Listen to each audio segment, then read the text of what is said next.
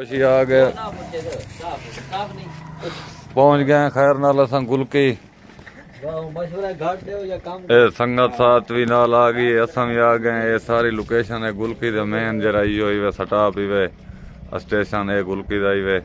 इधो आए वदे चक्कर टोरे लावण खावण पीवण दा सामान अपने इत्थे संगत आई उन पतीले बर्तन हर शे आंदी ते बाकी असां सेटअप अपना नाल गिद्दी वदे ते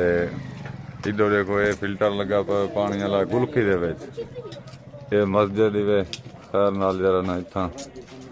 नमाज ही पढ़ सकते हैं माशाअल्लाह इधे आओ चक्कर टोरे लो बिल्कुल सोहणिया जइयां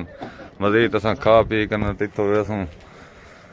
भला असां सैरां शहरां करसूं जरा गोश्त असां गिद्दी वदे इहो जियां काला बकरा उनका गोश्त है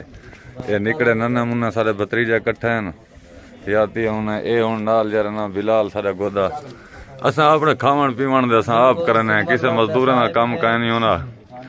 तो ये अज अपना वसलन कपैना पे तैयारी करना पे माशाअल्लाह खीरे भी नाल लातन ते बिया मटीरियल लाते गोश्त धोवन गए वदन जवान तो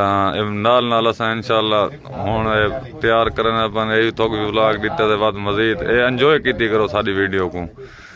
तुसा सारी वीडियो डिठी करो एंजॉय कीती करो नाल सपोर्ट कीती करो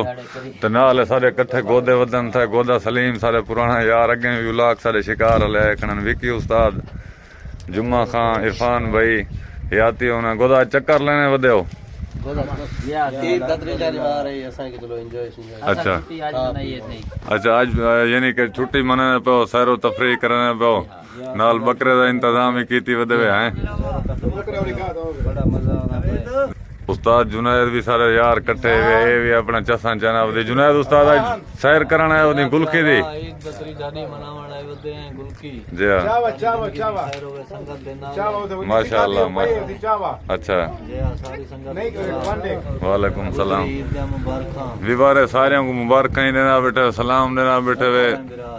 बिल्कुल जरा ना साडा यार है पहले दुखी रह गए उतो हुण वाले विचों साडे व्लॉग तो नहीं आए क्योंकि गया उदा दुखी इंदे बगैर सारे व्लॉग के अधूरे उन्होंने रोटियां बोटियां अधूरे हो जान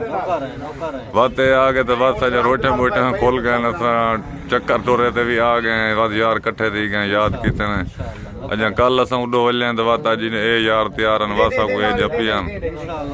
बस इंशाअल्लाह जिंदगी खैर हो बिलाल भिरा बैठे हुए टमाटर ही आ गन वसल आ गन जीवन पे जिंदाबाद जीवे जीवे जुम्मा खां याती हुई सैयद बादशाह कोई नाल दे छुड़े तो मान से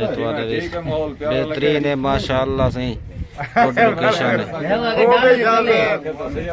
एक टिनॉर में खानी चाहिए तो गोली खानी चाहिए